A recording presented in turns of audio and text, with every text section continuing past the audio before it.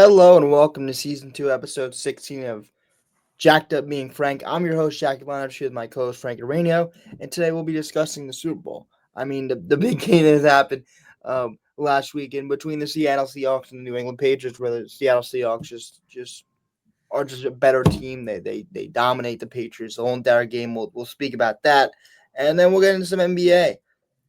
Knicks have lost their last game against the Pacers because I guess it's just a yearly thing. You lose against the Pacers, they just do it every single time. It kind of really pisses me off, but it happens. Um, and then maybe we'll get into some MLB if we have some time, talk about spring training, and as that gets going. So, we want to discuss some about the Super Bowl. The Seattle Seahawks win 29-13. So, yeah, this game was very boring, if I was to say. Yeah, it wasn't the most exciting Super Bowl. I don't know if I used the word boring. Even though it wasn't a good game, it was still interesting to watch unfold because going to the game, I think everybody thought that Seattle was the better team, but it was a matter of how much better was Seattle. So it was interesting to watch the game unfold and to see that there was no doubt that Seattle was the better team, and they're significantly better than the Patriots. Well, yeah, they were significantly better. It feels like it feels like some of those Patriots wins they've had in the playoffs this year just seems like they're like and the Seahawks, just both defense that are great, but it came down to Seahawks have the better defense and they forced um it was I don't know 4 minutes left. I think it was like 22-7 with 4 minutes left. I mean Drake May could do something. I think they were getting I don't know where that pick six was from. That was ridiculous. I don't know why he threw that ball. 44 the Seahawks. He could have done something. I was holding this when the game got good, and then the pick six, um, um, the fumble. Like Drake May was just it was not good for him. Didn't have a fun time. If I was to say myself, um, yeah, I think he got picked off by Julian Love. In the fourth, I don't know where I knew that he had to pick six. I don't know. He had just a ton of bad plays in the Super Bowl, and the Seahawks do make you do that. So I think it's a combination of both Drake May in the spotlight, but also that offensive line was the worst thing I think I've seen in a long time. Will Campbell, it's I know it's a hard job, and it's really I can't really yell at one person, but I know that guy has been drafted high, so I'm gonna be like Will Campbell. He got beat on a lot of plays. It just felt like the offense, which also I feel like the offensive line of the Patriots hasn't seen a defense like that too. I think we got to keep that in perspective because they were just getting blown by. Like, and the Seattle has a great defensive line. They just blew by him. Even the secondary, like Devon Witherspoon was getting some sacks. He got a sack there. Like it was just the even like yeah, it was just too much. I felt like for the O line of the New England Patriots to deal with. Two sacks from Murphy, from Byron Murphy, the D tackle. Like it was just hard for that for the Patriots to contain their defensive line. That's the biggest thing coming down to is one of the ways you can beat the Seattle Seahawks, and no one did it, of course, because they won the Super Bowl. But one way you could beat them is by having a very good, great O line, and that would do a lot because of how that defensive line just. There's a lot of players that can play on the defensive line. You need to be able to match up, and the Patriots were able to match up with other teams because other teams have just one great defense player and have a great um, defensive back room. But this team, Seahawks team, had all good to great defense players, and they all on the line. When I mean good, I mean if you're not focused, all these players can beat you. One player might be better than the other, but they can beat you if you're not on your A game, and they weren't. So comes down to it of the teams you play, but also that O line just got blown by, and Drake May made some. I mean, that interception was awful. So I'm not gonna say it's all O line because that interception made me laugh. But I mean, it kind of shows you get under pressure, and then their clock starts slowing, your clock starts speeding up, and you end up making throws like that. So you could say the offensive line build up to that, where Drake May's clock sped up. And I think the biggest thing about Drake May in this game is that his clock was slowed down the whole entire season. And you can give that credit to Mike Brable, that offensive coordinating staff, whatever. But in the line, but this game, his clock felt sped up. And yes, it's the defense, but just the pressure, the amount of pressure just sped up Drake May's clock and made him, fumble the football or throw that ridiculous interception they threw, which was just to nobody. I think it was Julian Love he threw the ball to Julian Love basically with the pick. I mean, that was ridiculous stuff. So it shows you that even great players, when you speed up their clock, it's usually, unless you speed up Mahomes' clock or somebody like Josh Allen or whatever, they're going to still make throws. But even the Drake May that isn't at that level yet, you speed up his clock, it's not going to really end well. Even though he's a great player, but he's not that level yet, and it's saw in this game. I don't know if he's a great player yet. Yeah, he's second in the MVP voting, but he didn't have a good playoffs overall. I mean, he's good and he could be great, but I don't think I'd call him great now. Again, his playoffs was not too good He's great for the overall. AFC, I mean, he feel like. made some plays in the earlier playoff games before the Super Bowl. Like, I remember he made that run to seal the deal against Denver. I mean, that was a big play in a big spot. And the game against the Texans, he made some big throws. I'm trying to remember back to the Chargers game, but he made some plays in big spots. Big plays in big spots. So he showed something. But overall, he didn't play well in the playoffs, and he had a lot of turnovers. And then he played very poorly in the Super Bowl. So I don't think he's done enough to consider him to be great. Yeah, second in the MVP voting. Had a really good regular season. The schedule helped. The schedule helped them all year, and they got really exposed in the Super Bowl. I honestly didn't expect for them to get as exposed as they were. I mean, we've been talking the whole season about their easy schedule and, having our doubts about how good they are. And throughout the playoffs, we kept talking about, especially me, the easy road. And I really emphasized it but still said, I think they're a very good team. But honestly, like, I'm backtracking on saying they're a very good team. Like, how good were they? Like, I was trying to be fair about it, but when you lose like that, you just get exposed. I don't know that you can say they're a very good team. They're a good team, but I think I'm gonna conclude this season now with the Patriots by saying they were good, but they were not very good. Well, I think the biggest thing is Seattle, I felt like, left meat on the bone as an analogy. I feel like they really I feel like they felt like they were just a better team. We could just run this ball and get it down the field. Like, they were really, like, JSN had an injury. He only had 27 yards. But they really handled on the run, which I feel like if Sam Darnold had a better game than he did, he had to be at 202 yards, but he left meat on the bone, I felt like.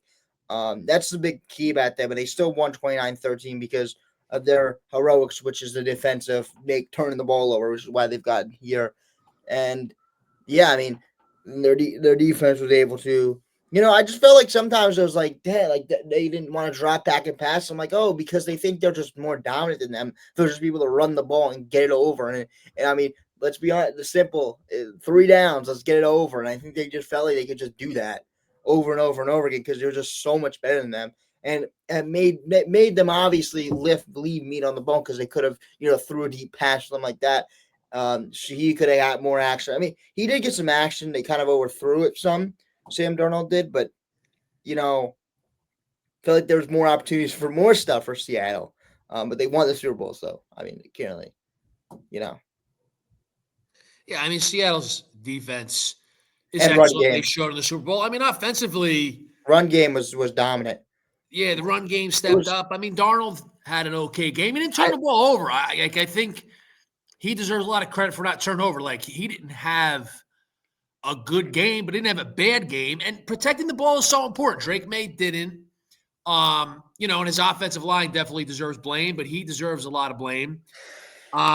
And it's just so important that you protect the ball, you don't turn it over. And Darnold didn't turn the ball over once Yeah, in Seattle's 3 playoff games. And yeah, that's a huge part of his job. You could argue that's the biggest part of his job, and he yeah. did that. It really comes down to the simple things. We could analyze things, dissect things. You have analytics now, which is really big. But when it comes down to those simple things, protecting the ball, not turning the ball over, not giving the team short fields, it's just crucial. And Seattle was able to protect the football, and most importantly, and deserves a lot of credit for it, Darnold protected the ball. I feel like the point to that was I feel like also Darnold out of the gate was just like, let me try something. And he didn't feel himself. He didn't feel it. Super Bowl didn't feel it, but he was like, you know what? I don't feel it, but that doesn't mean I'm going to turn the ball over. He was like, okay, I don't feel it today. I'm not going to I'm not going to do my normal, big time. I'm not going to put the team on my back. Of course, he felt that way. And he didn't, passed only 202 yards. It's still a lot, but it's not, Sam Darnold like as we see them a lot of this season, but he was like, let me not turn the ball over now, because that was the big difference between a lot of QBs in this league is that they start not feeling themselves and they just like make some bonehead play. I guess it's the difference between a veteran and a rookie, or a veteran and a young player. I'm not like any young player or QB. They kind of make they don't feel themselves today, and they don't feel like they're gonna really do the best work today. But they try to force it and stuff like that happened. But the best players in the league, not the best QBs in the league, and the most veteran, the most people with their head on their shoulders, they realize it isn't their day, and they're gonna try to not turn the ball over as much as they can. Darnold had a pretty damn good game, but it's just that he didn't have his normal performance. But you know what he did? He won the game, and because he won the game, because he had that mindset of, I'm not going to turn this ball over, and I'm not going to put my teams in harm's way because I'm not feeling it. I'm not having my regular game. I'm not going to put my team in harm's way. I'm going to give the ball to Kenneth Walker, get him the MVP.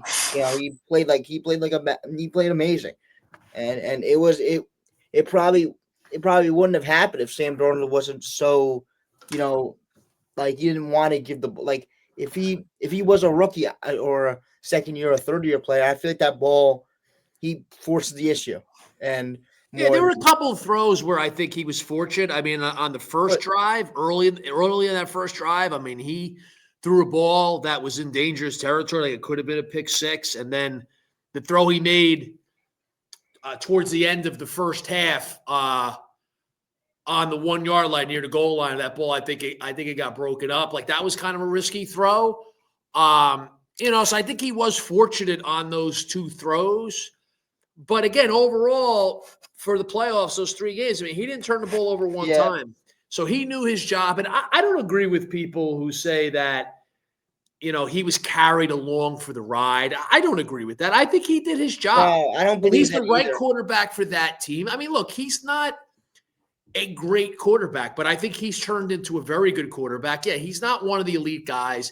He's not going to put on performances like Mahomes and Josh Allen.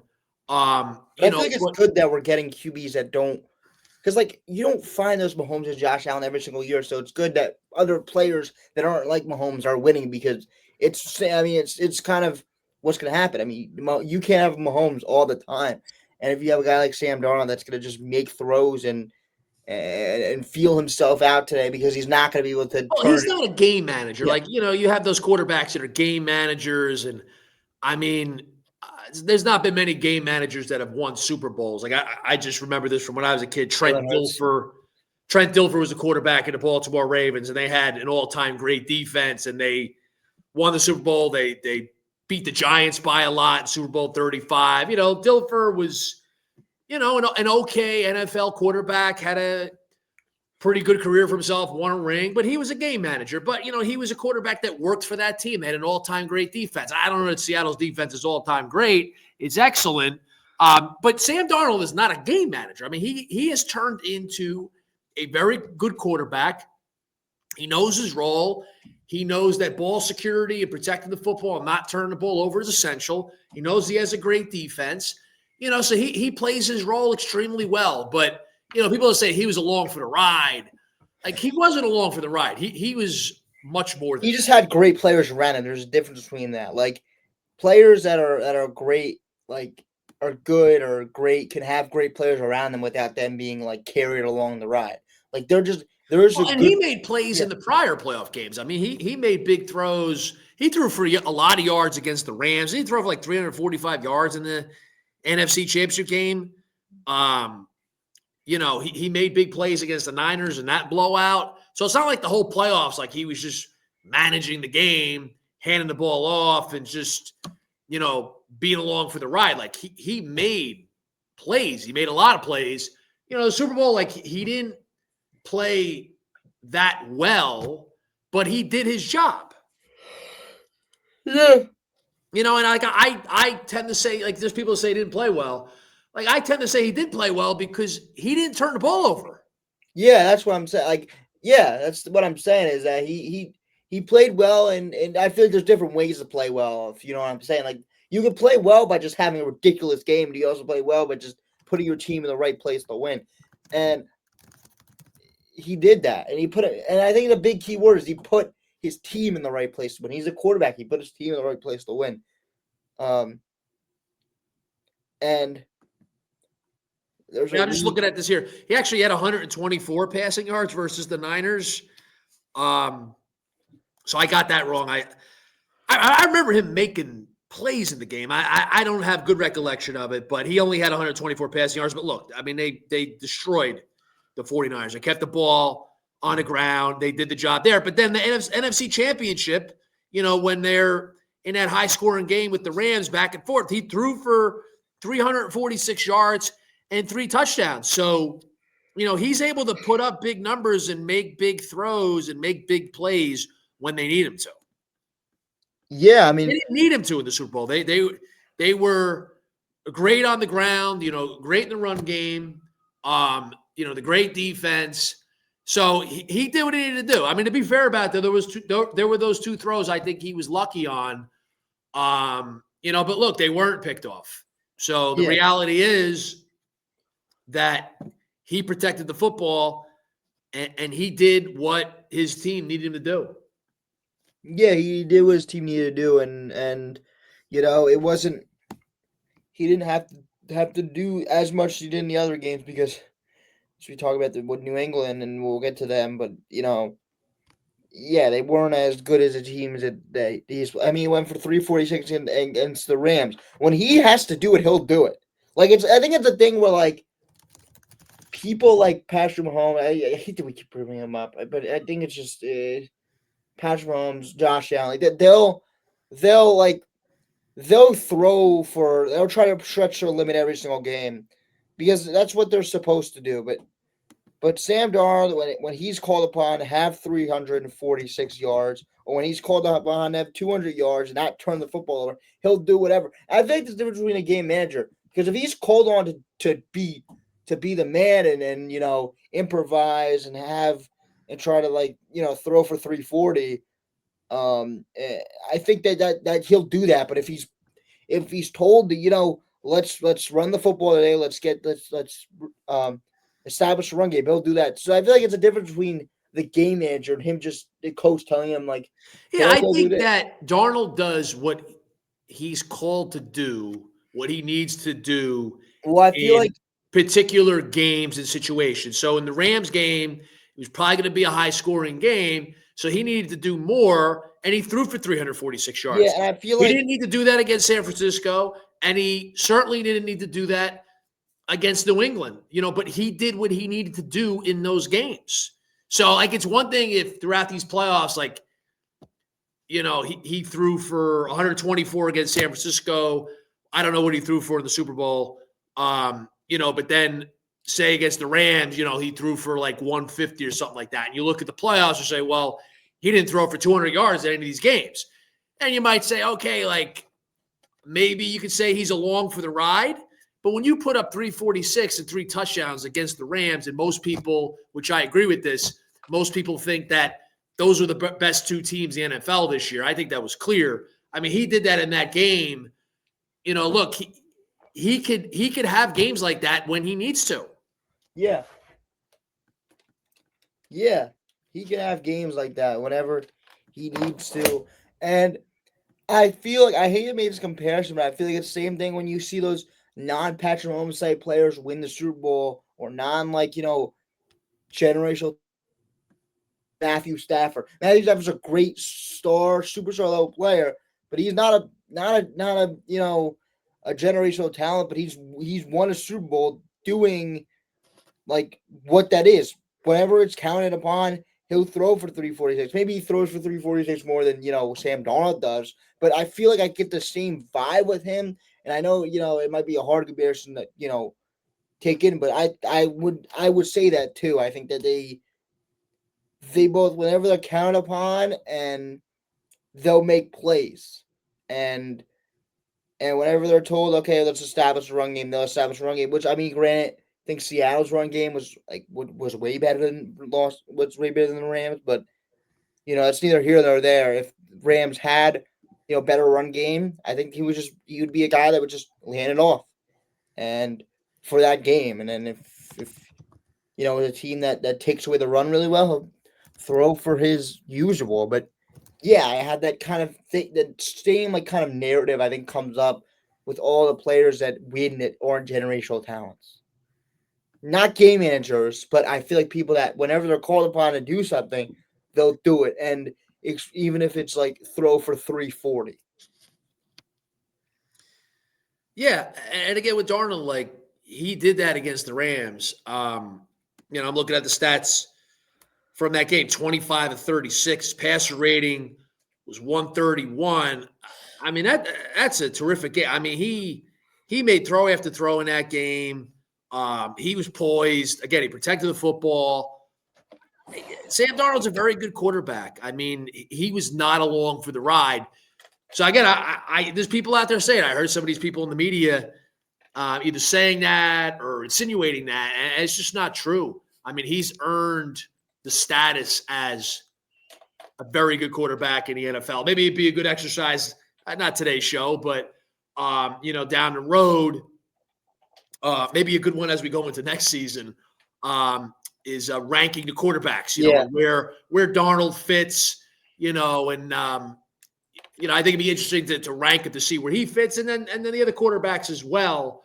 But no matter where you would rank him, in the quarterback hierarchy, like he deserves to be classified as a very good quarterback. I don't think there's ever going to become a point where anybody says he's great, but he's definitely very good. Yeah, I think that's true, and I think that that I think people that are saying that are just trying to move the goalpost. I feel like people are like, "Oh, Sam Darnold sucks. Sam Darnold can't do it in the playoffs." Now he does in the playoffs. People just keep trying to. This is what they do in the media a lot. They keep just trying to move the goalpost, which is just what they do. But yeah, Darnold's proved it this year, and no matter how great of a weapons he's had, and people think that he's been bringing across the ride because of that, but every great, even the generational talents have great weapons, and Mahomes and Kelsey, he is a great weapon, and Kelsey, like even the generational talents have great weapons. So I don't feel like that's like a thing that I bring up. Everyone like what team they have around him, which is what they do, which would make them a game manager. But Sam Darnold has been anything but a game manager. I feel like for them, he's been a big time playmaker. Yeah, and look, he had the really good year with Minnesota last year. They had that playoff loss at the Rams, but look, I think that's much more on Minnesota, the Vikings. We talked about the Vikings last year. I mean, we're talking about how they're not for real. I mean, maybe fraud is strong. I think I used the word fraud when it came to Minnesota, but I would say frauds in terms of being a Super Bowl contender. Like I never believed the whole season last year they were. Never, no. And they won 14 games. They wind up as a wild card, so that's kind of a tough break. Because they lost the 14 and 3. But look, they went and played the Rams. They got smoked. But I don't think that's an indictment of Darnold. And now we really see that a year later when we see Darnold with the He just Seahawks. need a little bit better coaching, a little bit better of a team. I don't think that's like crazy to ask for. I mean, you look for anybody. Anybody is struggling, like in a bad situation. Sometimes you need better players, better coaching. I think that's obvious. Uh, but I think people that are bad on bad teams sometimes get better coaching and better teammates, and they still stink. So I think that's the difference. Darnold should be credited still, even though yes, maybe he's been given a silver platter with the team he's given, but he needs to be given credit too that he doesn't just fall on his The face. team that you have, the coaching. I mean, look, Tom Brady, who's the greatest quarterback ever. There's no doubt about it. He had Bill Belichick as his coach. I mean, he Yeah, had arguably the greatest coach in the history of football. Certainly the coach that won the most Super Bowls with the 6 Super Bowl titles that the Patriots had. With Brady and Belichick both there.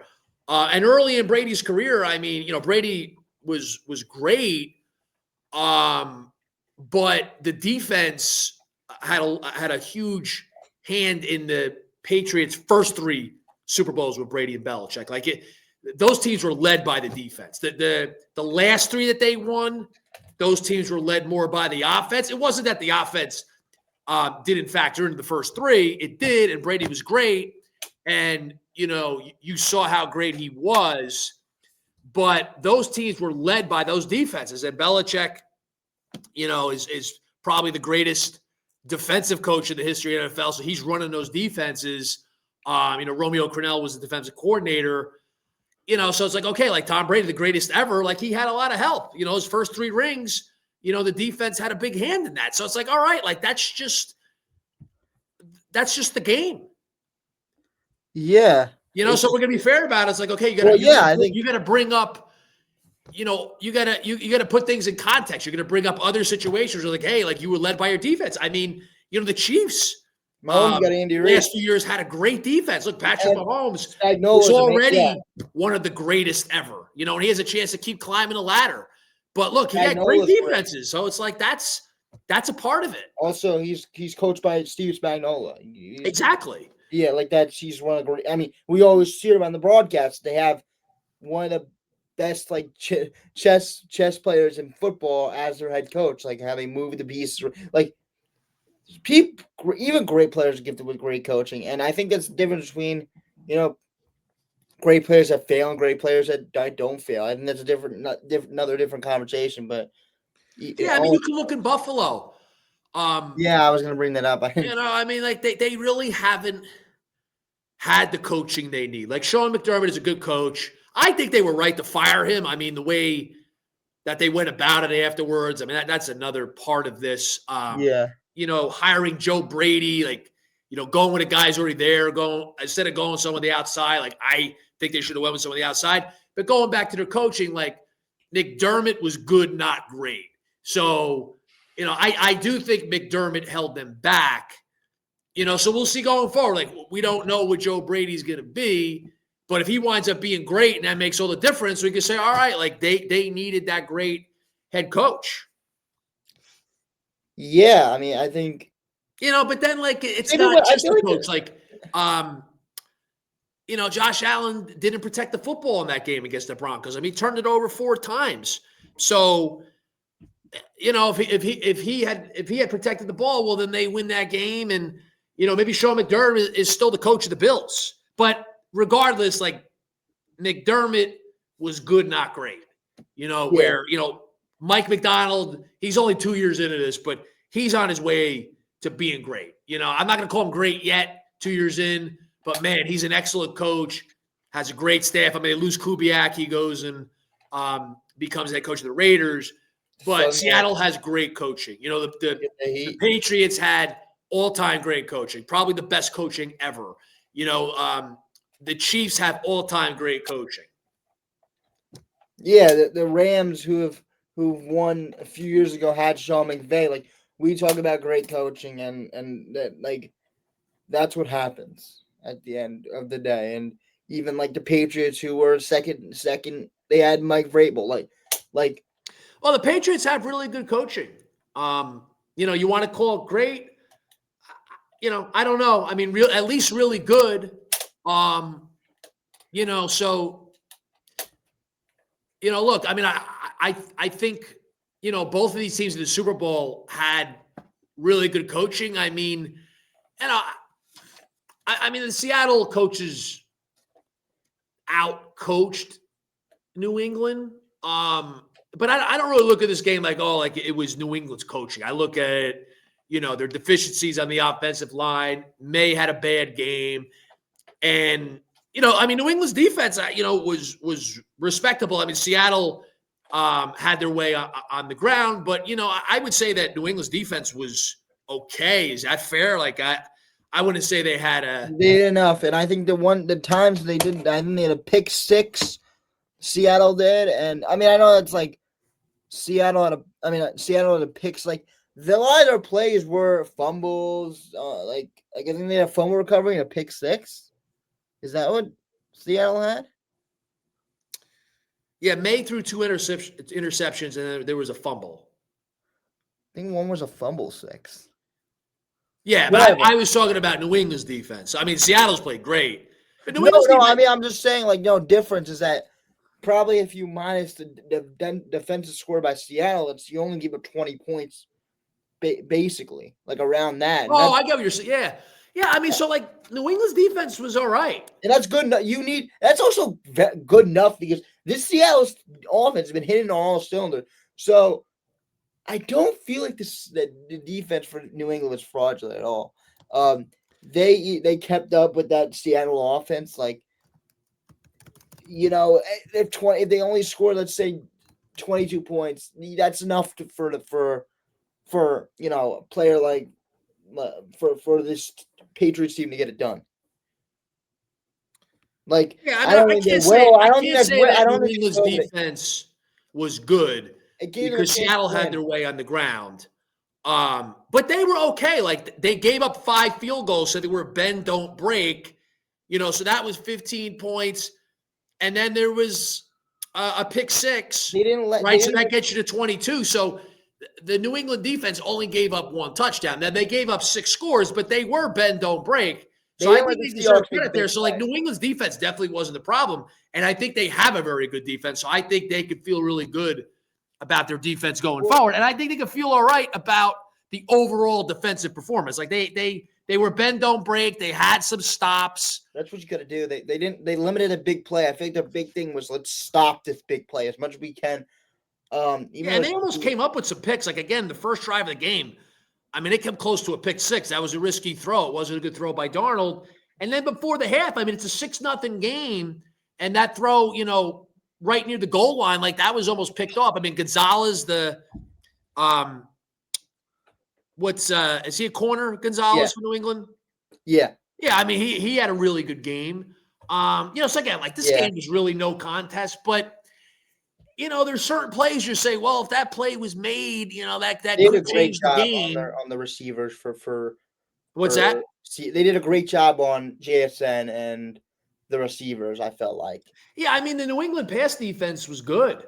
Again, like, if they get a pick at the end of the half, it's 6-0 going to the half. Like, I don't think they win the game because I think Seattle's defense was so dominant and New England's offensive line was so poor and May played so poorly that it wouldn't have mattered. It just would have kept the game closer. And the outcome would have been in doubt for longer. But again, like, I don't think it would have changed the outcome. But, it would have been a different situation, 6-0 going to halftime instead of 9-0. Yeah. I think that it could have been way different. And I think not way different, but I feel like it could have. I think honestly, I feel like even with the fumble 6, it was they gave him a chance to win. That's all it was. And even 22-7. Let's be honest here. I mean, it was a miracle for it to happen. But if it was 22-7, 5 minutes left, Drake may have had a chance. He just threw that ball up in the air and just picked by, I think, Nwosu had the pick 6. Was it 19-7 when that pick was made, and that made it 22-7? It was 22 at the time? Yeah, I mean, it was possible, but yeah. Okay, well, regardless, it was a 2-score game, and I think the game was over at that point anyway. Yeah, but it really sealed it getting it to 29-7. Yeah. But yeah, I mean, it was just a game where our team was just better and has been better than the whole entire season. And the Patriots are a team that met their match. They definitely did. And look, New England deserves credit for the season they had. Look, you get to the Super Bowl, it's always a big deal. They're clearly a good team, but I'm backtracking. Like I was saying, they're very good. I'm not calling them very good afterwards. After seeing that Super Bowl, the way they were dominated, not every team that goes to the Super Bowl is a very good team. I think most of them are, but you've had some Super Bowl teams that, I would say are good. I would say anybody gets to the Super Bowl has to be called good, but you've had teams that have gotten there where it's like, okay, like,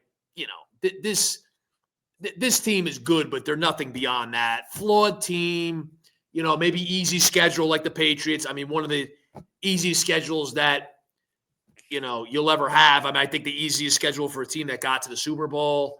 And then their playoff path too. I mean, with the Chargers, Texans with their excellent defense, but the way Stroud played was just pathetic.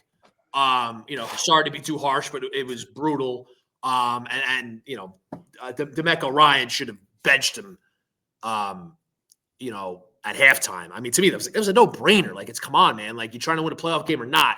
So, look, with the way Stroud played, all those turnovers, look, the Patriots did some things in that game. I mean, May made some big throws. I remember he threw it to that great catch. Was that, what's his name? Djibouti? Was that him? Booty. It's just Booty. It's not Djibouti. It's Booty. Yeah. Whatever the guy's name is. Was it him who made that catch? I think so.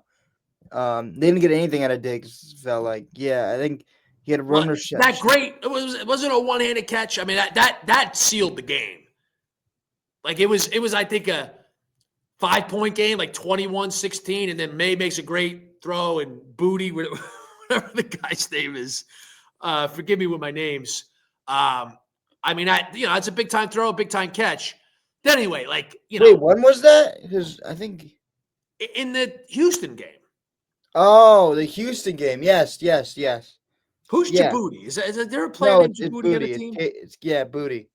Booty. Who's Djibouti? I don't know who I'm thinking of. Nah, I don't know, but that one-handed catch was ridiculous. But yeah, I mean, it got it done and against Texans. But look, they played a team that was already battle tested. More, of course, anybody's more battle tested than the Patriots in the playoffs. But it was very battle tested, and they came in there and dominated, and from start to finish. And it felt like they didn't overdo anything. They just ran the ball, got to the principle. Let's pound the ball and let's win. And they were able to do it. And do anything they wanted. Like they took away a lot of the passing, but they were a lot heavy on the run, and the seas parted with the Seattle line. Yeah, and just thinking about the Patriots, I think they're due for a big regression next year. Yeah. And, we'll get into next year a lot more as we get into the offseason. Like, I think now we'll take a break for football until free agency starts, which that comes about in March. You get the draft in April, but when we really get into next year, we'll start looking at the opponents that teams have, and then when schedule comes out, you think in May. But you look at New England's opponents for the 2026 season, like it's going to be a lot different story. I just pulled this up, and I was watching a show yesterday. I was talking about it. I mean, they got a much tougher schedule next year. So I think the Patriots is a team that's primed for regression next year. Like, I think they're on a good road here. I think they got a chance to build something for a long time. We'll see with May. Like, I think May's very good, but he was exposed in the Super Bowl. But look, you got a quarterback, get a coach, you got a very good defense. There's parts of the roster that they're going to have to bolster. I think this next draft for them is big. But they're set up for potentially a long run and competing to get back to the Super Bowl and compete to win the Super Bowl. But I think next year is going to be really tough for them. You look at their schedule. You look at on the road. I mean, in the division, they go to Buffalo. They go to Miami and the Jets, but whatever. But they're going to Buffalo. They're going to the Bears. They're going to the Chiefs. The Chiefs are going to be very good again next year. They're going to the Lions. They're going to be very good again next year. They're going to the Jaguars. They're going to the Chargers, and they're going to the Seahawks. I mean, that is an absolute gauntlet on the road. I mean, they get all those teams on the road. So, like, Jack, I mean, look, they could even be a good team next year, which I think they will be. I mean, there's no way that they're going 14-3, and I don't even think they're coming close to that. Yeah, and Jack, they obviously host Buffalo because they're in division. They host Denver. They host Green Bay. They host the Steelers, who are always, in contention. They're always a competitive team. Especially Mike McCarthy, they'll be competitive this year. They're going to be competitive. They got the Vikings at home. I'm not a big believer in the Vikings, but even this year, they had a down year. They were still around 500. So they got a very tough schedule next year. They got a brutal road schedule. I mean, to me, the Patriots are ripe for having a setback next year. And just I think having a real a real struggle with that schedule. Yeah, I feel like their time to strike, if there was any. I mean, of course, because they have an easy schedule, but I feel like this is their time. I mean, that freaking schedule this year was so easy. I mean, it was ridiculous.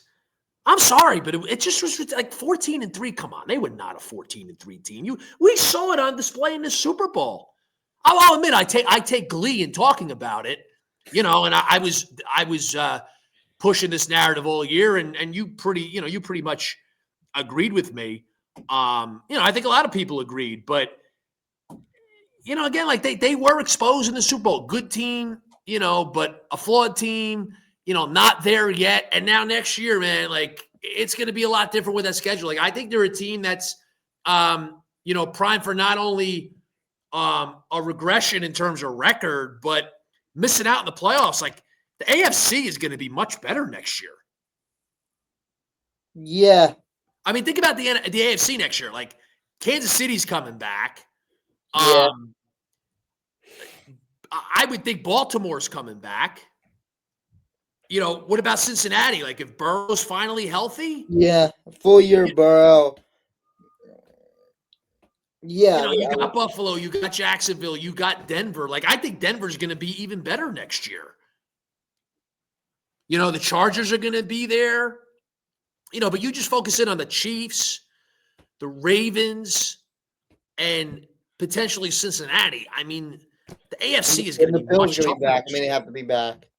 Like, look, we got to see the whole offseason. We got to see free agency. We got to see trades. We got to see the draft. But, like, I'm already thinking ahead of, like, who I'm picking for the playoffs next year. Like to me, the Patriots are a prime candidate to go from the season they had, 14-3 and Super Bowl appearance, to no playoffs next year. I think it's very my prediction is they won't win the AFC East.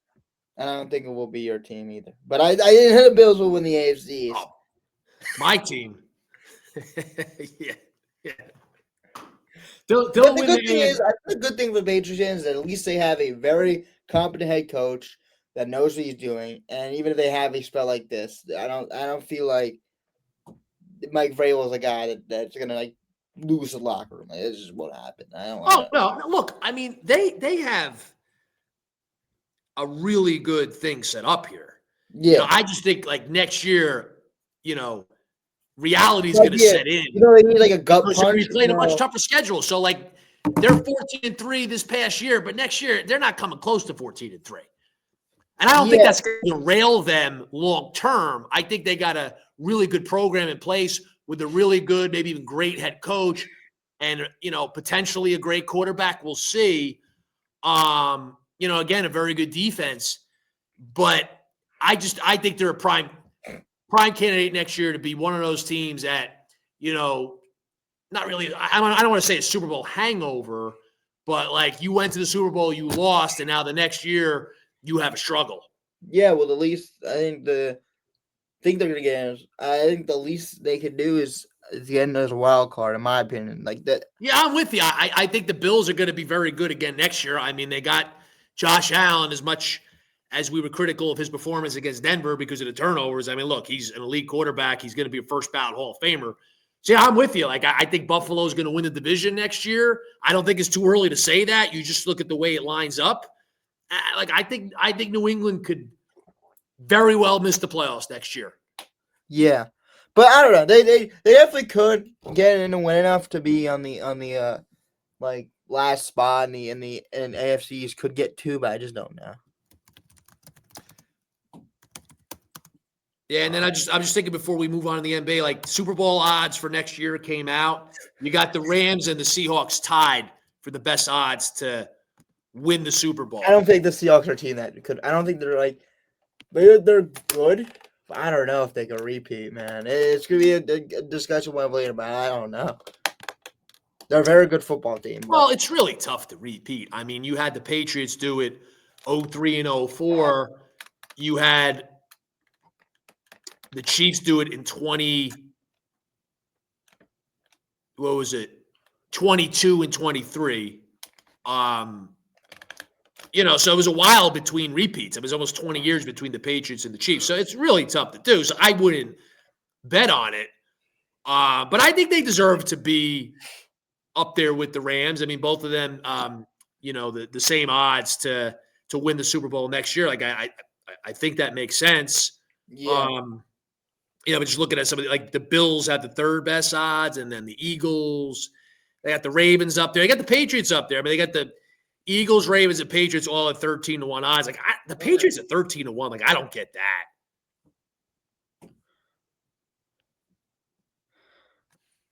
I don't know, but I feel like all Niners gotta put. I don't know. I think the Packers come back and they could, you know, see what they do. Full year Micah Parsons. I don't know how that injury's gonna. Yeah, I think the Packers will be a big factor. I mean, Chicago Bears at 25-1. I mean, how is Chicago 25-1, but the Patriots are 13-1? Like, come on. I don't understand that. I mean, I look at the Bears as having a better chance to get to and win the Super Bowl next year than the Patriots. I know I'm hung up on the Patriots, but I just look at that. I'm like, how do the Patriots have the fourth best odds? Again, they have the same odds as the Eagles and the Ravens. I mean, are they not factoring in the schedule? I don't know. I think that they probably think that they made the Super Bowl, so like they're a team that I think usually if you make a big game like that or any NBA Finals Super Bowl that you should be supposed to be now on the tier of your own. Yeah, you get that respect because you made it or you won it. So Seattle getting that respect. But to me, Seattle deserves it. Like, But I think it makes sense that there's them more and the Rams. context that they didn't put in. There's more context to it. I mean, I think that like in basketball you give the Pacers some respect. I mean, it's kind of a weird situation because they've been hurt, but once they come back healthy, you put them at a different pedestal. Like, you know what I mean? There's got to be context to it, and the context with the Patriots is kind of just not there with me. But them just being, I'm going to tell you right now, the Patriots are not going back to the Super Bowl next year. They're not going to come close. yeah. I mean, if Bo Nix was playing in that championship game, like Denver's winning that game. They're winning that game comfortably. Yeah. Like Detroit's 14-1. Like they're right below the Patriots. To me, like Detroit has a better chance to win the Super Bowl next year than New England. Like I think Detroit's going to bounce back really strong. Look, they're in a really tough division. I mean, you could argue they're in the best division: Detroit, Green Bay, and Chicago. Although I mean, I don't know. I mean, you got the NFC West. I mean, that's an interesting debate. I mean, which division is better? I don't know, man. I mean, like, I think Detroit's going to come back real strong next year. I think Chicago. Someone in the NFC South's going to have to make a spot. So what's that? No matter what, the NFC South's going to get a spot. So doesn't matter. Oh, the NFC South, yeah. I tell you, AFC South is going to be very good. Yeah. Yeah, like Chicago just is an interesting team. Like, are they a team due for a regression? Like they won all those close games, are they going to have Well, that you think same? they're the Broncos? I think they're. I don't know. Like, are the Broncos going to be as good as they were this year, record wise? No, definitely not. I don't know. I think the Broncos, because they got Sean Payton. Yeah, I guess. Yeah, I if they regress, it's going to be a different regress than the Patriots, in my opinion. I think they'll be, instead of 14-3, maybe they'll be like Yeah, they may not be 14-3, but they'll be like 10-7 and get wild cards. I don't even know, like because they've won so many like close games. They should, but I guess it's just well, maybe that's a it's good point. I mean, because they they're did coached very they did win a well. lot of close games too. Um, yeah, I mean, you could make an argument they're a team that could regress. Like I think record wise, but I feel strongly they're going to be a playoff team. I think with Yeah, Sean Payton and their excellent defense, and Bo Nix is good. I think he'll keep getting better. Um, I expect them to have a good year. and I Again, we expect got to see the offseason play out. Chicago's an interesting one. Like they were impressive. But they had all those comebacks. Like it's like, all right, you know, do they regress because they won all these close games coming from behind, and then the next year it goes the other way and they lose a bunch of close games? Like it's tough to forecast that. I mean, that's what happened to the Chiefs this past year. They lost all the close games basically, where the year before they won all the close games. yeah, they it's all about these teams win close games, but it's about like, are you winning these close games for a reason because you're coached well? And if you are, then you'll do that more. You'll do that next season. But Yeah, I mean, it looks like Ben Johnson is a really good head coach. So, I'm high on them. I think they'll be good again next year. Um, but I'll backtrack what I said on their division. Their division is not the best. The best one is the NFC West with San Francisco being the third team, and then you have Seattle and the Rams. I mean, that's the best division. yeah, So, so I guess, Jack, we'll leave it there with the NFL now. Certainly a very interesting season. I guess you could say, not too good of a Super Bowl. I thought an interesting one, but not a good game. Very lopsided. But that wraps up the NFL season. So, now we move forward. We got spring training, which I know we're both excited for, but we're going to now shift gears to talk about the NBA, the Knicks, a lot there with particularly their last three games. Now we're post trade deadline. So, Jack, why don't you take it away and give us your thoughts on the Knicks recently? well, I think their big win against the Celtics is huge in what they've done. They built a very good team, and the win against the Pacers, they just do that. They lose against the Pacers, which I mean, it's about today how they respond against the play back to back against the 76ers. Now, I'm trying to talk about a lot of stuff at once, but think about OG Anunoby's his injury. I'll give you a little update before we really start diving in. OG Anunoby has a toenail evolution, whatever that's called. He's probably gonna be out for until after the All-Star break. Now, once they made the deal to get Jose Alvarado, I don't know if we said this already. Deuce McBride is out for probably the whole season until um the playoffs. Which I mean, I mean, let's see. This team is going to be a playoff team, so they're going to be. They still need Deuce McBride services and they'll be needing that in the playoffs, just shooting, and that'll go a long way for them come playoff time. Um, um, let's get into the game on Sunday. Yeah, it's Super Bowl Sunday. Boston had a bad day on Sunday. I'll tell them that. Um, but just a big game from everybody. Everybody contributed. Um, just Boston trying to make that comeback, but I feel like the punch the Knicks had off the bench from Alvarado. Carly Towns didn't have a good game, but it was just I feel like everyone else. Nick shot the ball really well. Jalen Brunson did his thing, and Mitchell Robinson really impacted the game on the boards. You just got enough from everybody. Josh Hart had a stellar game, but you had enough for everybody to get it done. And Jaylen Brown was stopped enough, and it was a very good defensive game on Jaylen Brown and a very good defensive game in general. Because you saw, I'm going to say this a lot, Mohamed Diawara. That name is going to stick because he's a long defender, and especially if you're not going to have OG Anunoby, and you're like, oh Jack, they must have had OG Anunoby because they held him to 89 points. No, they didn't, because they had a guy in Mohamed Diawara who's from France.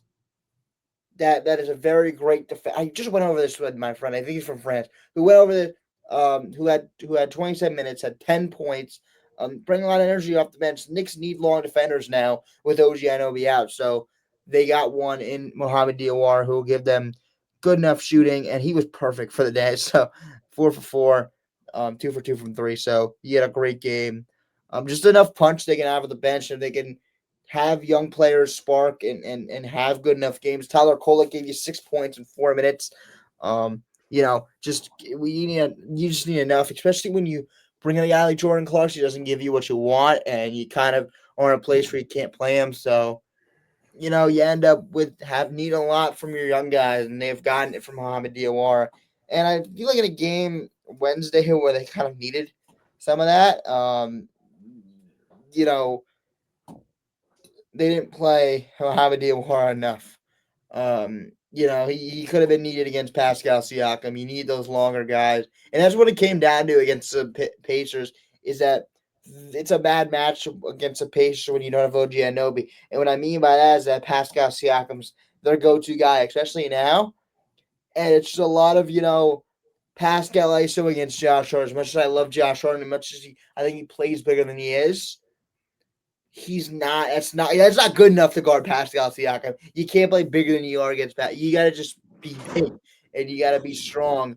I'm not saying that Pascal Siakam is. I mean, Josh Hart isn't strong at all. I'm not saying that at all. But Pascal's just bigger and he can shoot over him. And that's his game. And I was so pissed off when in that I think a few series ago when they first got knocked out by Indy, when they didn't have OG Anunoby and he was just having a field day against Josh Hart. Gave me PTSD of when Pascal played against the Knicks when they didn't have OG Anunoby in the playoffs and he just shot over him. And it was just they didn't have enough length to deal with Pascal Siakam point blank period. And as much as Jalen Brunson could do, they had the guys that stepped up from the 3-point line, which you know they had great guys stepped up. Nemhard played great. These guys are just used to the MSG bright lights.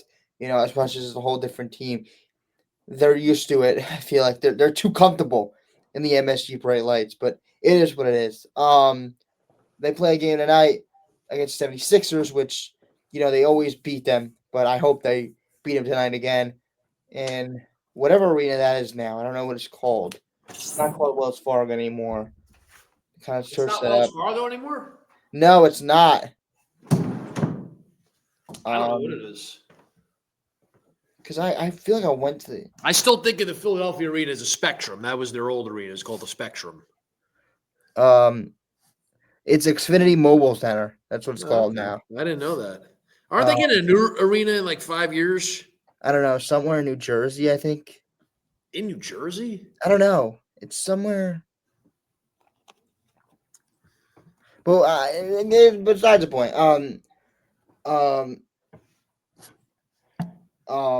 Yeah, it's a game that the Knicks kind of in South Philadelphia, more near New Jersey, like nearer to New Jersey. I feel like.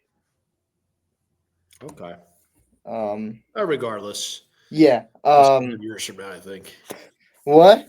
I said that's 5 years from now, I think. Yeah, and they're not going to move any New York Knicks fans from Jersey to them. Definitely are not.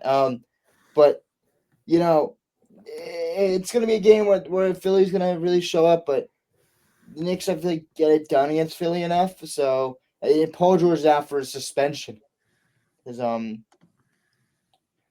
His whatever you can kind of call it. He took drugs that he shouldn't have taken, and now he's in suspension, so they don't have him, even though he's not a player at all. But I just want to bring that up. Joel Embiid questionable. He'll play. Everybody will play for the set. I'm going to put this out there. When they see the Knicks on the schedule, they'll play. They'll do it. You torn ACL, you'll play. against the Knicks. So um, it's gonna be a game. Mitchell Robinson will be back, so Knicks will need that interior presence against Embiid. So we'll see. Mitchell Robinson, Embiid for Mitchell Robinson, Embiid. We'll see. Um, yeah, the Knicks are. I feel like they just played them. The 76ers where they won. I think it was after the losing streak, and they came out there and they beat them. 112 to 109. Yeah, they came out there, they won. Yeah, now they have to go back out there again and get another win. So on the back to back, Philly is favored by the way by 2.5, but I don't think they'll win. I think the Knicks are bound to bounce back and just gotta hope they do.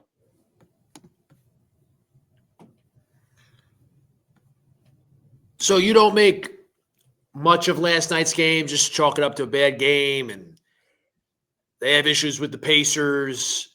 Um, and then the game against Detroit, I stepped away for a moment. So how much do you look at that game and get concerned, if at all? I'm sorry if you're repeating things again. I stepped away while you were talking about that game. No, I mean I didn't really talk about it. It was a like that was not a long time ago. I hope it was, but it wasn't. And Yeah, the it was on Knicks, Friday. Again, I heard you talk about the Boston game, good win, and then Pacers. I mean, bad loss, but it happens. Pistons, yeah, you were missing Cat, you're missing OG Anunoby, but there was just no competitive fire. I feel like that's a big thing. No competitive fire here. Didn't come to play. That sucks always, and you don't want that to happen in a playoff game. So you kind of and you want to shoot better than 8 for 33. So yes, I mean it's a bad game, and it's it's it wasn't a good game for them, and they lost 118, 118, 180, and they got Jalen Brunson got his rest. So and they go into Boston and they take care of business there. So it's kind of been a weird week. I feel like they don't take care of business against Pistons, but take care of business against the Celtics, saying and they take care of business handily. By the way, handily. And I mean, the Pistons are 33-13. They're in a league of their own right now, 5 games above in their league of their own in the Eastern Conference record wise. So, they're 5 games above the Knicks and the Celtics. But you look and the Celtics are still very good and beating them by just handily and then losing by like 20 or 30 something against the Pistons on the other day is just, weird. Weird week. Don't really know what to make out of it, but the Knicks are a very good basketball team, so we'll see what they can do tonight. Yeah, I mean, Knicks have been on a good run. I mean, they had 9 out of 10 at one point. So I mean, just my take on it. Like, I don't think any real concern to come out of last night. I mean, whatever, you have those bad losses, you don't like to see it, but it happens. The Pacers are a team they've struggled with in the past. Siakam had a big game last night, right? Yeah. Yeah, and they got Carlisle. So, I mean, whatever. I'm not going to make a big deal about that. And the Detroit game, I mean, they got blown out, but you didn't have OG. You didn't have Cat.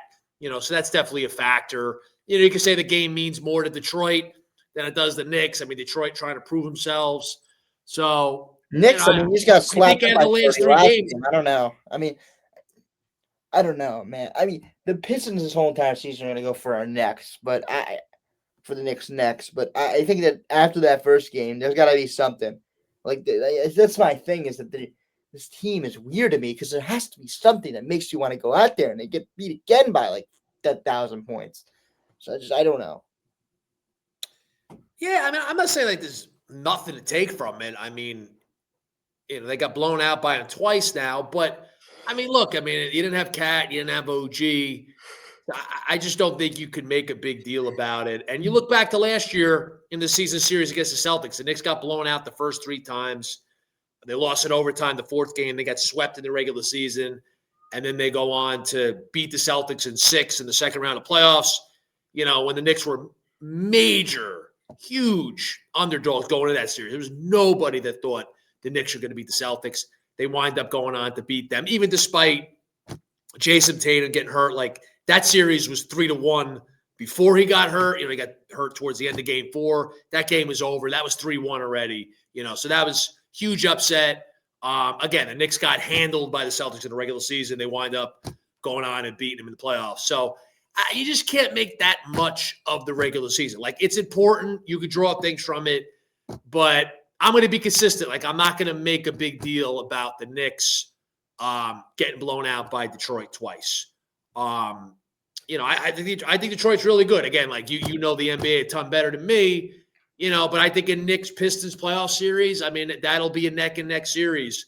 It looks like Detroit will have the home court advantage. I mean, you would think that'll mean something, especially getting a Game 7, in Detroit. That certainly is an advantage to the Pistons. But if you look at last year, the Knicks won all 3 games on the road against Detroit in that playoff series ahead in the first round. So, I think you'd like to have home court. But anyway, like, I think Knicks-Pistons, if they face off in the playoffs, which there's a very good chance, and that'll be in the conference finals, I mean, that lines up to be a neck-and-neck series. A deep series, probably could go either way. Yeah. And then I think the game against Boston is really encouraging, because Boston has had a very good year. I think it's been a surprise year. I don't think anybody thought they'd be this good this year without Jason Tatum. And there's still, that factor of him potentially coming back. I don't know if there's been anything new on that in the last week or so since we had our last show. But I think that's very encouraging to see the Knicks go to Boston and dominate the Celtics like that. And if I'm going to be fair, like, can't make too big a deal about the regular season. But I don't know, like, there's certain games I think you can draw more from than other games. So again, like the Detroit game with the 2 guys out for the Knicks, like, I think that it was a major factor. And then this Celtics game, like, I think you can take something from it. Like, I think it is encouraging for the Knicks to go there and and handle the Celtics like they did on Sunday. Yeah, I think they take care. Yeah, it was big for them. I don't know. It's weird. Like, I don't necessarily think this makes sense, but I still kind of feel like the Knicks have something to prove with the Celtics. Like, I know it sounds weird saying that because they beat him in the playoffs last year, but because of the year the Celtics have had, and it's like, they won the championship 2 years ago. They are very good, even without Jason Tatum. Whenever he gets back, they're going to be that much better, whether that's sometime this year or it's next year. So I don't know if saying they have something to prove is the right way to put it, but I still think, like, the Celtics mean something. Those games mean something, and to go in and beat them handily in the TD Garden, like, I do take something from that. I don't want to make too big a deal about it. It's regular season basketball, but I do take something from it. I think it is encouraging to see that. It's encouraging because I just the Celtics are just done. They're like the hallmark of an organization. I hate this. Is what I'm going to say. I don't want. I really never want to say this, but they're the hallmark of what organization Knicks want to be. What Knicks are looking to be under Leon Rose, a team that no matter who they have, what they have, they'll be competitive, and they're a team that is aspiring to win the championship. So beating them is huge. So being a team that you want to become or organization you want to become is huge. Like, I think that's also like the Pistons are not that. Like, the Pistons are really good. But they're not that in terms of the organization. Like, they're the same boat as the Knicks, I feel like, but the Knicks are just a little bit more talented. The Knicks have been good now for longer than the Pistons. Yeah. The Pistons were good last year. Like, the Knicks have been good for most of the last 5 years, right? Like they made the playoffs in 21, they missed in 22. They made it the last 3 years. They're going to make it this year. Well, You know, yeah, I they're a think major the contender. Pistons Like the best. Knicks for, 5 of the last 6 seasons, have been a playoff team, and I'm including this upcoming playoff. So, again, like the Yeah. Pistons, like they're newer to this. They were good last year. They're really good this year. But you make a great point in terms of organization. Like the Celtics are the gold standard of organizations in the NBA, and the Lakers too, right? Those are the two Yeah, which is why I historic love losing to the Lakers. franchises, Yeah. great franchises with multiple dynasties. Um, so it's just I think that's what I was getting at. It wasn't the Knicks have something to prove against them because they did beat them last year in the playoffs, but it's you said it really well. Like the Knicks are aspiring to be an organization like the Well, I Celtics. think the consistent winner. That's what the Knicks Yeah. haven't built. Yeah, like the Knicks are not aspiring to be the Pistons. Like the Pistons are really good, but I look at it as the Pistons are chasing the Knicks. Like the Knicks beat them in the playoffs last year. The Knicks have been doing this for longer now, last 5-6 years. So it's the Pistons that are hunting the Knicks, but I still look at it like the Knicks are hunting the Celtics. I mean, does that make sense, or is that not the right way to put it? Be honest. I think the Knicks are better than the Celtics, but I feel like as an Yeah, organization, they're better than this year, but like you brought up the point about the organizations, and yeah, Tatum's coming back at some point, whether well, I this don't think year or they're next year. So they're going to be right back on they're that track hunting of being really good or great. they're hunting the team. They're not hunting the team, but the organization. I feel like Yeah. they're not hunting they're better than them, and I think they know that. Especially, I mean, Tatum comes back, whatever, but I think they think they're better than them. They're not hunting the team, but I think they're just hunting like if we are a consistent winner like them, we're gonna be in a good spot. And I feel like a lot of teams that are aspiring coming from the doldrums. I think, but also my team in the Queens that I've always said, Steve Cohen, David Stern said consistent winner, consistent winner, consistent winner over and over again. We're looking at teams that are consistent winners. That is the organizational standard, and the Celtics have hit that. So you as a Knicks beating them kind of shows you can beat organizations like that. And they've been the gold standard in the East about how to run a team and about how to be a consistent winner, which I bring up that's why I bring up what Stearns and Cohen have said about consistent winners, because that's what you want to be. It's consistent winners, and that's what every organization is aspiring to. And that's, I mean, rings are great, and you'll win one if you become a consistent winner and you get the right players and get the right coaches to attack. But for business, and they're able to put rings on fingers. That's what the Celtics do well. That's what the Knicks want to do. Yeah, I think that's really well said. I think you really got to something here. Like it's the Celtics are that gold standard in terms of organization. Yes, the Knicks this year have a better team. Again, like Tatum, we almost have to put to the side. I was just looking it up here. Whether he's coming back or not, it's still up in the air. I saw one source that said like because the Celtics made did they make one trade or two trades, but they were active. They made some moves. Yeah.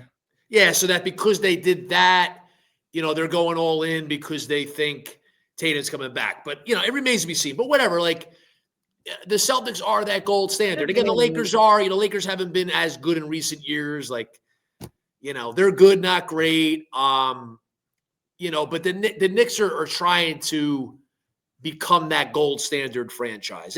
And you could say they're on their way, but there's still a lot of work to do. Like there's a couple big hurdles for them to get over. Like they need to get to the NBA finals, and then eventually they need to win an NBA final, win an NBA championship. But again, like I think anytime they play the Celtics, it does mean something. Yeah. Well, I think also because of the rivalries, the Eastern Conference stuff, and it means something to them too, obviously. But yeah, like it means more for the Knicks playing against the Celtics than it does the Pistons. Yeah, because I feel like with the Pistons, it's more like you don't give them respect because you're like, we'll see them in May, I guess, or we'll see them in whatever, May or April. We'll see them then or something like that. think it's April, May. I don't know. Like maybe it's not fair because like the We'll see Pistons him are in May, and really we'll good. beat I mean, them. they have We'll the see best him in record May. in the Eastern Conference. Yeah, it's like I think it's the thing about people that love to say, "Oh, we'll see him in May, and then we'll beat them like 4-2 again."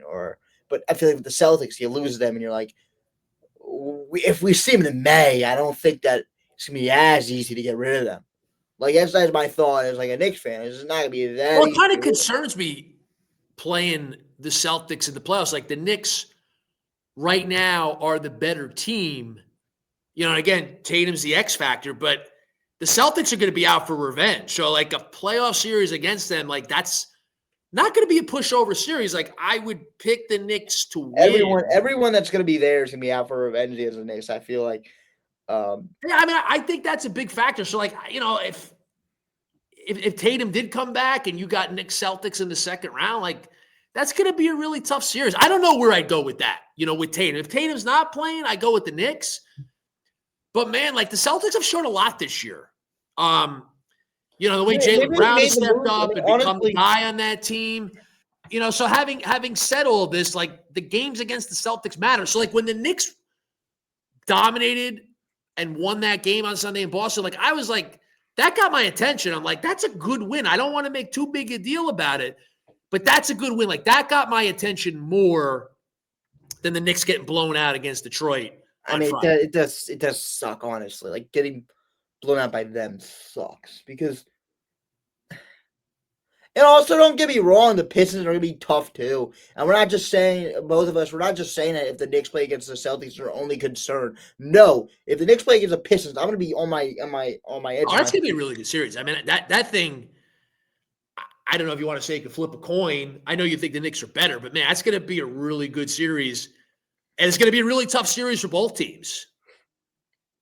Well, yeah, because I think, yeah, You know, and I think despite the Knicks Knicks are by the winning way the playing three the. games on the road, going 3-0 against Detroit in Detroit last year in the first round, like you still want to have home court. So like the Pistons are probably, I'm going to say they're going to have the home court. Like they're going to hold on to the 1 seed. They got a good lead. They have You home know, court, we and got how many that's games left in really the season? tough. It's less than 30 now. Getting close to 25 left for each team. You know, the Pistons are going to be the 1 seed. Like I think that has significance. You know, if it goes game 7, I mean, you clearly would rather be home. You know, you're the Knicks, and Yeah, and you honestly, clearly the Knicks rather won be a in the lot of games on the Garden road. than in Detroit. Knicks won a lot of games in Detroit. When I think that was kind I don't want to say anomaly because they won like I don't know. It's not the right word. I couldn't find the right word, kind of. But Yeah. I call them an anomaly. Like I don't think they'll win against the road on the road as much as they did last year. Especially against the Pistons. Like the Celtics were just a crazy Yeah, and those out of body experience. But that's 2 like whatever. wins were those 2 huge comebacks in game 1 and 2. I mean, look, the Knicks were great on the road in the But I don't think playoffs they last can go. year. They can go and bank on that. Like I think Detroit. If you play Detroit, they're gonna win. They might. If you play Detroit, they may go 2-0. They could because Well, they're. Detroit is next level this year. I mean, they're a better team this year than they were last year. I would say they're significantly better. So, like, I'm not expecting the Knicks, you know, to go and win all the games in Detroit. You know, not to get hung up on this, but you know that's going to factor into that series. Like, Game 7 is going to be in Detroit. 4 out of the 7 games will be in Detroit. I mean, look, that lines up to be a really good series. You know, but again, just these recent games. You know, last night, okay, I'm not going to make a big deal. The Boston win got my attention. Again, I'm not going to make it a bigger deal than it is, but it got my attention. It got my attention more than the blowout in Detroit. Yeah, and The Knicks are in a good spot. You know, look, we're waiting for the playoffs. You know, not to say the rest of this regular season doesn't mean anything, but like, you know, the play it's gonna come down to how they play come playoff time. I mean, it's all about that. Tonight they play against a team that I think if like right now they would see them in like the first or second round, in my opinion, like the 76ers are another team that they're not as good, but they'll be kind of out for blood. I think from a few And the years Knicks ago. are beating them. They're beating them, In the but they playoffs. have to. I wouldn't worry about them. I mean, you tell me if you think differently, but the Celtics, not the Celtics, the Sixers are not beating the Knicks. They're not. They're They not. might beat them tonight, but whatever. They're not beating them in the playoffs. To me,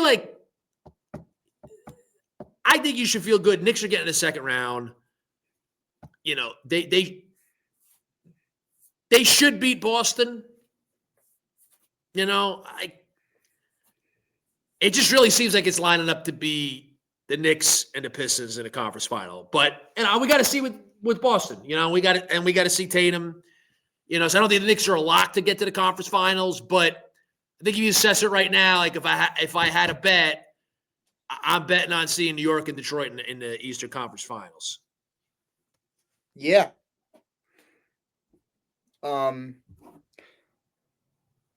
Yeah, I would. Yeah, Detroit and New York are gonna be the teams, and I think would it set up that way? Would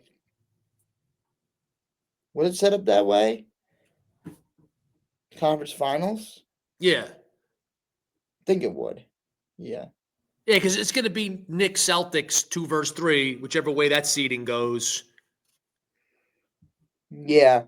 Yeah, Knicks just have to take care of business against Philly. Yeah, I mean, look, that Celtics series is not going to be easy. That's what I said. The Knicks are not nearly a lock to get to the conference finals. That Celtics series is going to be really tough. And again, I've said this 7 times. Tatum comes back. That should be a game changer. We'll see how good he is coming back. How healthy he is. I'm assuming he's not coming back unless he's 100% ready to go. Yeah. But yeah, again, I think Knicks fans should feel very good. Optimism. I think some caution there. But definitely a lot of reason for optimism with this team. Everybody healthy come playoff time. And then what are we? A couple months away now, a little over 2 months, and then we'll really get it going. Yeah.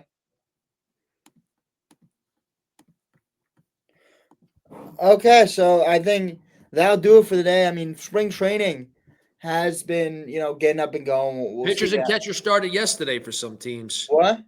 Pitchers and catchers started yesterday for some teams. Spring training's gonna get up going about February 20th, around that time, and we'll. I mean, if something crazy happens, we'll talk about that. But spring training. We'll just talk about the fine line details in a few days. But for now, we're gonna just wait for the NBA season. We'll see how the Knicks can take care of business against Philly tonight, and then they play Detroit again at home on Thursday, actually, and then they go play Houston at home. So. And they play Chicago, and I think it's the All-Star break. If I'm yeah. No, so a lot of I NBA think they play Cleveland, and then I don't even know when the All-Star break is. It's coming up soon. It's always middle of February. Yeah.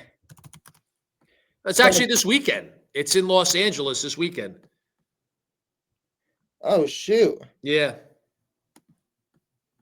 But that stuff's a bore. I have no interest in talking All-Star games in any sport. I don't even really watch the baseball. Oh, I didn't see them flip from February 12th to 19th. Oh yeah. Yeah, it is this weekend. Whatever. It's whatever. The team whatever with All-Star games. They're doing USA versus World, I think, but whatever, who cares? Yeah. But yeah, I mean, good break for the players. Knicks players that don't make the All-Star game need it. So yeah. That'll do it for this episode. Have a nice day and peace out. See you.